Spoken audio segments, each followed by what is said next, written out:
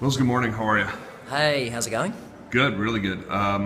So I understand in your mind there's one project that may have got you to the spot you are now. Can you tell us about that? Yeah. It was a standout one for the children I work with. So in New Zealand, I'm from a city called Christchurch. Right. I teach a Year 6 class there at a school called St Andrews College. The city in 2011 had suffered through a series of earthquakes, and quite a severe one in February, that brought down quite a few buildings, a lot of homes, caused a lot of damage, and quite a number of deaths, very sadly as well. The rebuild's been going on for the last number of years, and still probably has another 5 or 10 years more to go.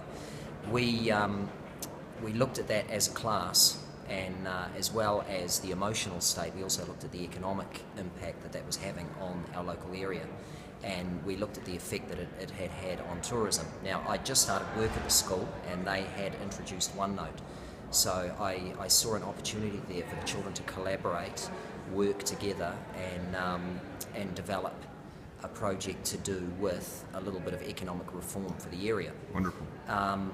From there, we also tied in our identity as a nation, because there'd been some talk beginning about a flag referendum that was coming up, which is happening at the moment in the country now. The final decision's being made. So the children started looking at national identity and what it meant to be a Kiwi, and Kiwiana icons that make us who we are, something that stands out as a Kiwi.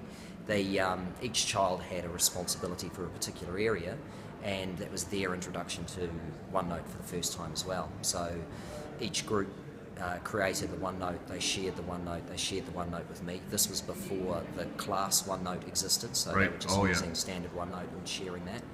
And it was amazing what the children were able to do. The enthusiasm, the motivation. They were going home.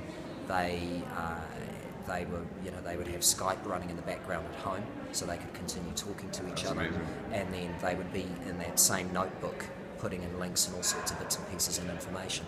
But as well as this national identity, the overall project that I set them was to find a way to bring tourism back to that Canterbury area or back to Christchurch. And as a class discussion, the groups actually decided that what they would work on was a Kiwiana themed theme park. Nice. So they would build one, and we looked at what we would do. They did a few little mock-ups of what that could look like. Yeah. The world's giant, the biggest kiwi fruit in the world, that kind of thing. You need one of those, don't you? Ride. You have to have something like that. So they went for Minecraft. So each group had an expert at the time who was a Minecrafter, and they started from their little mock-ups on paper. They each took an element of Kiwiana and turned that into an aspect of their theme park.